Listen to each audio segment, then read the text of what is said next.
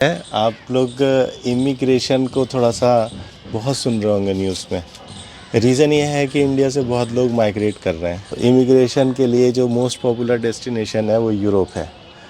और यूरोप में आजकल जो है बहुत प्राइस बढ़ा दिए गए हैं।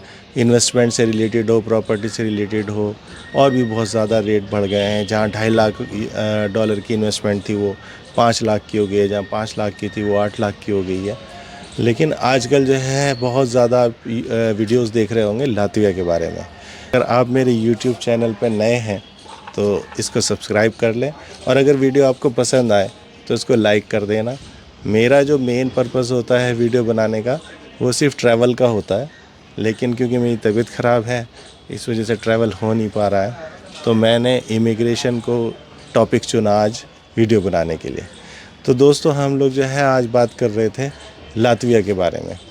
तो लातविया का क्या है कि अगर आप वहाँ पे किसी लातवियन कंपनी में $50,000 की इन्वेस्टमेंट करते हो तो वो आपको एक गोल्डन वीज़ा देते हैं, जिसमें आपको लातविया में रहने की फैसिलिटी मिलती है और आप वहाँ पे बिज़नेस कर सकते हैं, और बच्चों का हेल्थ केयर और उनका जो है एजुकेशन फ्री हो जाता है।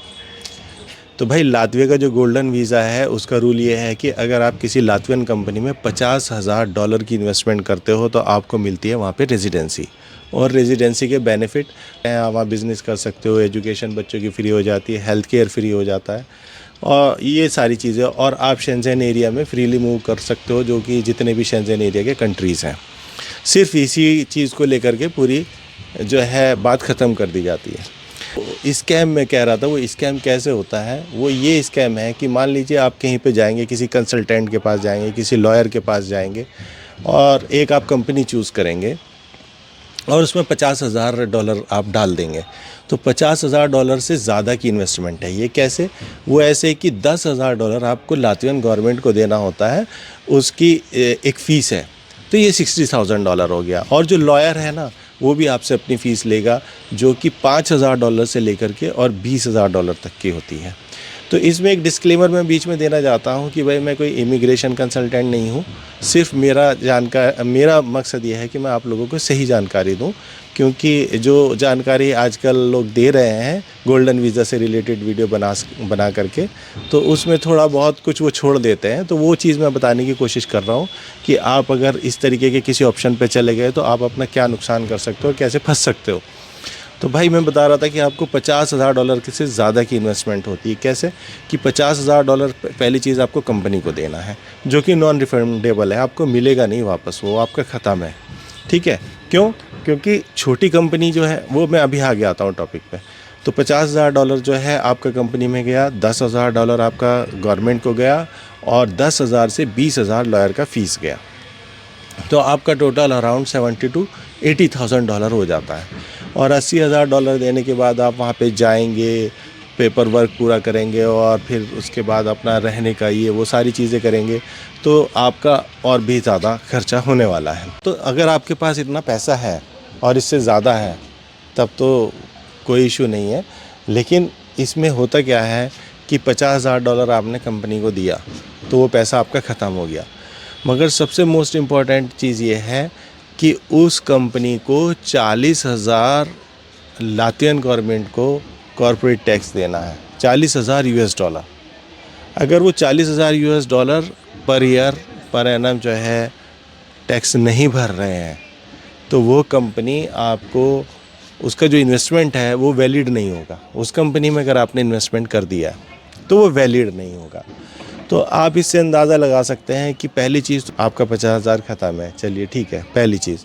दूसरी चीज़ यह है कि अगर मान लीजिए आपने दे भी दिया और 1 साल भी कंपनी 40,000 जो है वो स्किप कर देती है, तो आपका जो रेजिडेंसी है वो रिस्क पे आ गई, क्योंकि उसमें उन्होंने साफ लिखा है कि रेजिडेंसी वैलिड है जब तक आप इन्वेस्टमेंट रखेंगे, प्लस जब तक कंपनी टैक्स पे करेगी। ठीक है? तो $40,000 का टैक्स अगर हर साल कंपनी भरती है तो आपका इन्वेस्टमेंट वैलिड माना जाएगा, अदरवाइज़ वो इन्वेस्टमेंट रेजिडेंसी के लिए वैलिड नहीं है। ठीक है जी, पहली बात ये हो गई। अब दूसरी चीज़ आती है कि जब आप ऐसी कंपनी में पैसा डालेंगे, मान लीजिए कोई बड़ी कंपनी है तो वो आपका इन्वेस्टमेंट क्यों ले, कोई अच्छी कंपनी होगी।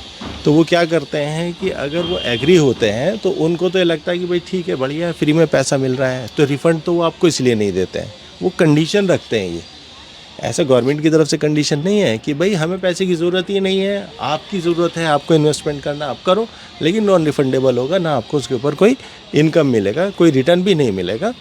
प्लस अगर कंपनी का जो फाइनेंशियल्स है और कंपनी का ट्रैक रिकॉर्ड आपको पता नहीं है और कुछ भी अप एंड डाउन्स होते हैं और कंपनी टैक्स नहीं भरती है किसी भी रीज़न से, तो आपका इन्वेस्टमेंट भैया ज़ीरो हो जाता है, वैलिडिटी उसकी ख़त्म हो जाती है।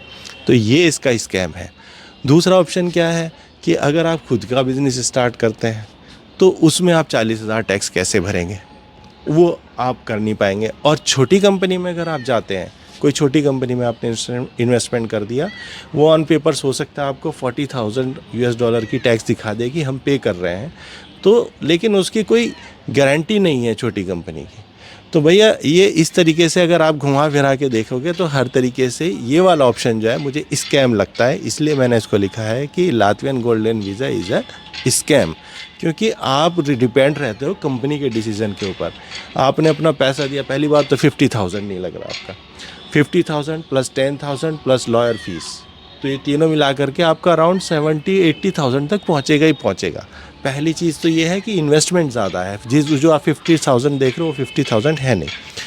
लेकिन एक सबसे मोस्ट इम्पॉर्टेंट ये है कि अगर आपके डॉक्यूमेंट, क्या होता है कि पहले आप इन्वेस्टमेंट करेंगे, इन्वेस्टमेंट करने के बाद आपका डॉक्यूमेंट चेक होगा, वहाँ पे भी आप फंस जाते हैं कि अगर आपके डॉक्यूमेंट्स में कोई कमी निकल आई तो गवर्नमेंट जो है इमिग्रेशन डिपार्टमेंट डिनाई कर सकता है आपको रेजिडेंसी देने पर। तो पहले भैया आपने अपने पेपर्स चेक करा लो, अपना सब कुछ कर लो। बट लेकिन अगर आप जा ही रहे हैं और आपको शेंजेन एरिया में जाना है, यूरोप में जाना है, तो लातवियन गोल्डन वीज़ा कहीं से भी वैल्यू ऑफ मनी नहीं है, बल्कि ये स्कैम लगता है मुझे। क्योंकि इसमें आपका सारा का सारा जो रिस्क, जो भी डिपेंडेंसी है वो कंपनी के ऊपर रहती है। कंपनी ने भैया जिस दिन टैक्स नहीं भरा जिस साल, उस दिन वो जो है आपकी इन्वेस्टमेंट इनवैलिड हो जाती है। तो ये ही इसका एक लूप होल था। और दूसरा लूप होल ये था कि इन्वेस्टमेंट इसमें $50,000 ना हो करके ज़्यादा है। तो ये दो लूप होल हो जाते हैं। वैसे भी लातविया जो है बहुत ही ये एक तरीके से समझिए कि ठंडा एरिया है बहुत, तो वो भी एक नेगेटिव पॉइंट है वहाँ का। हालांकि मेरा किसी को डीमोटिवेट करने का इरादा नहीं है। अगर आपको अच्छा लगता है और आपके पास इतना पैसा है तो आप फेंक सकते हो, इस तरीके से डाल सकते हो, तो कोई बात नहीं, आप डालिए। तो भाई मेन जो बातें थी वो मैंने बता दी। हालांकि अगर हम इस पे सारे टॉपिक्स पे जाएंगे तो बहुत लंबी वीडियो हो जाएगी, तो वीडियो को छोटा रखते हैं। लेकिन जो मेन टॉपिक जो हिडन था इसका जो पॉइंट, वो मैंने आपको बता दिया कि अगर कंपनी टैक्स नहीं भरती है तो भैया आपका इन्वेस्टमेंट इनवैलिड हो जाता है, और जब तक वो टैक्स भरती है तब तक आपका वैलिड रहता है। तो ये चीज़ है। दूसरा, आपको पैसा रिफ़ंड नहीं मिलेगा। तीसरा, आपको उस पर कोई रिटर्न नहीं मिलेगा। तो ये चीज़ें भी आप ध्यान में रखिएगा। और चौथा, आपका इन्वेस्टमेंट $50,000 से ज़्यादा होता है, क्योंकि $10,000 लातवियन गवर्नमेंट को भी आपको देना होता है और लॉयर को भी देना होता है। और सबसे डिफ़िकल्ट टास्क तो कंपनी सेलेक्ट करना ही है, क्योंकि आप कंपनी कैसी है क्या है, सारे काम के लिए लॉयर के ऊपर डिपेंड रहेंगे, वो जिसे अच्छी बताएगा। और अगर आपका थोड़ा अपना होमवर्क भी है तो हो सकता है आप फाइंड आउट भी कर लें, बट ये है रिस्की। जो बताने की कोशिश की है आपको कुछ अच्छा लगा होगा। अगर अच्छा लगा होगा तो वीडियो को लाइक कर देना और चैनल को सब्सक्राइब करना ना भूलना। मिलते हैं आपसे अगली वीडियो में।